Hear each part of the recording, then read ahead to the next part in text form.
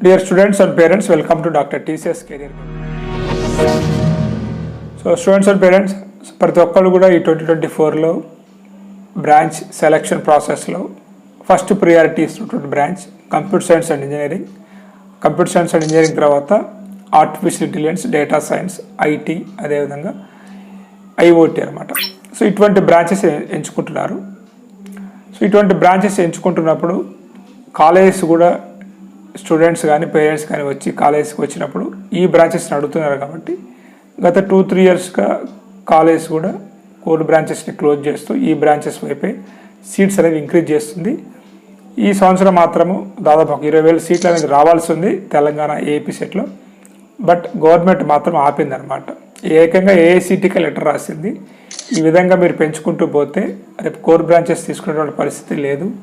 అదేవిధంగా ఇక్కడ చెప్పడానికి కూడా ఫ్యాకల్టీ లేరని చెప్పారనమాట.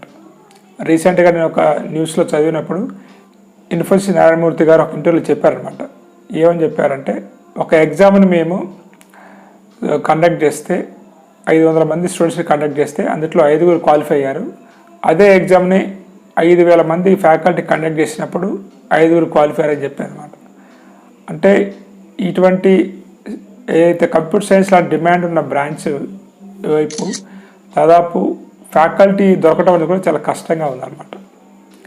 అదేవిధంగా ఏదైతే కాలేజ్ సీట్స్ అనేది పెరగటం వల్ల క్వాలిటీ ఆఫ్ ది ఫ్యాకల్టీ కూడా రావట్లేదు. ఎందుకంటే దాదాపు కంప్యూటర్ సైన్స్ గత కొన్ని 5 ఇయర్స్గా బీటెక్ చదివితేనే ఉద్యోగాలు వస్తున్న పరిస్థితుల్లో ఎంటెక్లు చేసి పిహెచ్డీలు చేసి ఇటు వద్దామనుకునేటువంటి క్వాలిటీ ఉన్నటువంటి వస్తున్నారు కొంతమంది. బట్ మనం క్వాలిటీ గురించి మాట్లాడినట్లయితే తగ్గుతుంది అనేది నేను చెప్తున్న విషయం కాదు, సో పెద్దలు చెప్పినటువంటి విషయం అనమాట. అలాంటప్పుడు మరి మీరు ఏం చేయాల్సి ఉంటుంది? ఈ కోర్స్ తీసుకున్న తర్వాత మీరు తీసుకున్నటువంటి నిర్ణయం కరెక్టేనా కాదా అనేది మనం డిస్కస్ చేసినట్లయితే, మీరు తీసుకున్నటువంటి బ్రాంచ్ తప్పైతే ఏం లేదు. ఎందుకంటే ఈ రోజున కొద్ది గొప్ప ఉన్నటువంటి జాబ్స్ అయితే మనకి ఐటీ ఫీల్డ్లోనే ఉన్నాయన్నమాట. కాబట్టి మీరు తీసుకున్నటువంటి నిర్ణయం అయితే కరెక్ట్ అని చెప్పుకోవాలి. కానీ బ్రాంచ్ తీసుకున్నంత మాత్రం జాబ్స్ వస్తాయా అంటే మాత్రం అది ఖచ్చితంగా కాదని చెప్పాలి. ఎందుకంటే దాదాపు మీకు 15 లక్షల మంది స్టూడెంట్స్ అంటే 10 to 14 lakhs మెంబర్స్ ఈసారి జేఈఈ మెయిన్స్ రాసినట్లయితే అందులో కొంతమంది ఐఐటీస్, ఎన్ఐటీస్ వెళ్ళొచ్చు, కొంతమంది ప్రైవేట్ ఇంజనీరింగ్ కాలేజ్, కొంతమంది గవర్నమెంట్ ఇంజనీరింగ్ కాలేజ్ వెళ్ళొచ్చు ఉండొచ్చు అనమాట. సో వీళ్ళందరికీ కూడా రేపు జాబ్స్ అనేవి 14 లక్షలు 15 లక్షలు లేవు. ఇక్కడ కొన్ని జాబ్స్ మాత్రమే ఉన్నాయి. మరి ఈ కొన్ని జాబ్స్ ఉన్నప్పుడు సో మీరు జాయిన్ అయ్యేటువంటి కాలేజీ ఎలాంటిదని కూడా మీరు ఆలోచించుకోవాల్సి ఉంటుంది. సో మీ అందరికీ తెలిసిందే, రీసెంట్గా నేను నార్మల్ కాలేజ్కి అదేవిధంగా న్యూటన్ స్కూల్ ఆఫ్ టెక్నాలజీ లాంటి కాలేజ్కి తేడా అయిందని చెప్పేసి. ఇక్కడ ఎందుకు తేడా అయిందంటే, రేపు ఎదుర్కోబోయేటువంటి స్టూడెంట్స్ అటువంటి కాలేజెస్ వచ్చినప్పుడు ఖచ్చితంగా మీరు కాంపిటీషన్ ఫేస్ చేయాల్సి ఉంటుంది. వారికి వచ్చినటువంటి ప్యాకేజ్ కూడా మీకు వచ్చే అవకాశం లేదనమాట. ఎందుకంటే మనకి ఈ మధ్య కనుక ఎవరైనా హయ్యెస్ట్ ప్యాకేజ్ కనుక మీరు తీసుకున్నట్లయితే, ఎవరైతే ఇంటర్న్షిప్లో ఎవరైతే సెలెక్ట్ అయ్యారో వారినే మళ్ళీ ఇంటర్న్షిప్ నుంచి రెగ్యులర్గా తీసుకోవడం జరుగుతూ ఉందన్నమాట. మరి అక్కడ చదువుతున్నటువంటి స్టూడెంట్స్కి ఫస్ట్ ఇయర్ నుంచి ఇంటర్న్షిప్స్ అనేది వచ్చే విధంగా వాళ్ళు ట్రైనింగ్ ఇస్తున్నారు. అక్కడ అలాంటి కాలేజ్లో ఫస్ట్ ఇయర్ నుంచే కోడింగ్ స్కిల్స్, యాప్స్ ఎలా డిజైన్ చేయటము, వర్క్షాప్స్ అనేది కండక్ట్ చేస్తూ అంటే కొత్త కరిక్యులం వాళ్ళు ఫాలో అవుతారు అనమాట.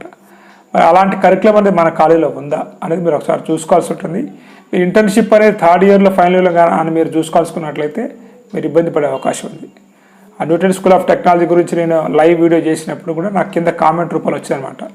అక్కడ చదువుతున్నటువంటి స్టూడెంట్స్ ఈ కోడింగ్లో 114 ర్యాంక్ అనేది సాధించారని చెప్పినప్పుడు, సో అది చూసినటువంటి ఆ పేరెంట్, అవునండి మా బాబే, మాది తెలంగాణ, మా బాబుకి ఆ ర్యాంక్ వచ్చిందని చెప్పేసి కూడా రెస్పాండ్ అయ్యారనమాట.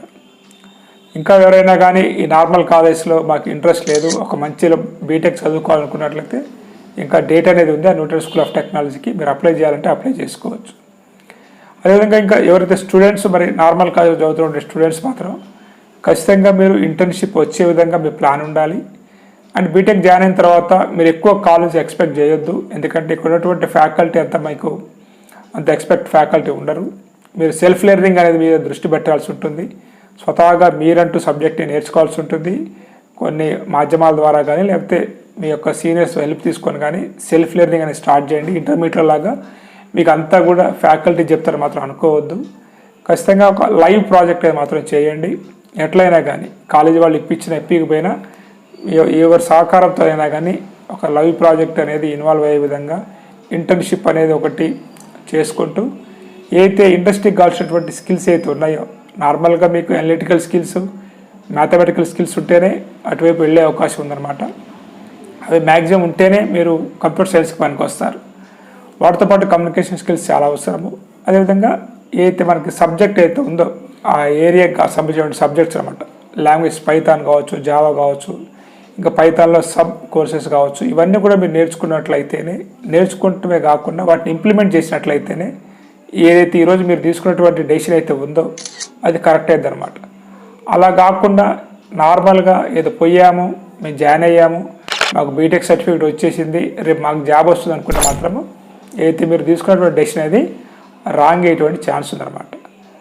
అందుకనే చాలామంది స్టూడెంట్స్ ఏదైతే ఫస్ట్ ఇయర్ నుంచి స్కిల్స్ ఇంప్రూవ్ చేస్తూ ఏదైతే ఇండస్ట్రీకి దగ్గరగా ఉన్నటువంటి కరికులంని డిజైన్ చేసినటువంటి ఈ న్యూటన్ స్కూల్ ఆఫ్ టెక్నాలజీ లాంటి కాలేజ్కి చాలామంది వెళ్ళారు. రీసెంట్గా కూడా ఆ వీడియో చేసినప్పుడు కూడా నన్ను అడిగారు, కొంతమందికి వెళ్ళమని చెప్పాను నేను. వారు ఢిల్లీలో కాకుండా, అంటే ఢిల్లీలో సీట్స్ అన్ని కంప్లీట్ అయిన తర్వాత పూణేలో కూడా కొత్తగా ఈ మధ్య క్యాంపస్ స్టార్ట్ చేశారనమాట. సో దానికి సంబంధించినటువంటి డేట్ అనేది మనకి ఒక 2 days వరకు ఉంది. మీరు అప్లై చేయనట్టు అప్లై చేసుకొని లింక్ అనేది కూడా కింద ఇచ్చారనమాట. కాబట్టి స్టూడెంట్స్ ఎవరైతే ఉన్నారో ఈ కంప్యూటర్ సైన్స్ తీసుకున్న వాళ్ళు ఖచ్చితంగా మీరైతే కష్టపడాల్సి ఉంటుంది. మీరు తీసుకున్న నిర్ణయం కరెక్ట్ అయినప్పటికీ కూడా, బట్ రేపు మీరు జాబ్ కొట్టాలంటే మాత్రము ఒక సివిల్ సర్వీసెస్ జాబ్, ఒక ఐఏఎస్ ఐపీఎస్కి ఎలా అయితే ప్రిపేర్ కావాల్సి వస్తుందో అంత కాంపిటీషన్ కూడా వచ్చేటువంటి అవకాశం ఉందన్నమాట ఫ్యూచర్లో. వీటన్నిటిని దృష్టిలో పెట్టుకొని మంచిగా ప్రిపేర్ అయ్యి మీకు మంచిగా జాబ్ కొడతారని ఆశిస్తూ have a nice day. All the best for your bright future. Sorry, it's DJ.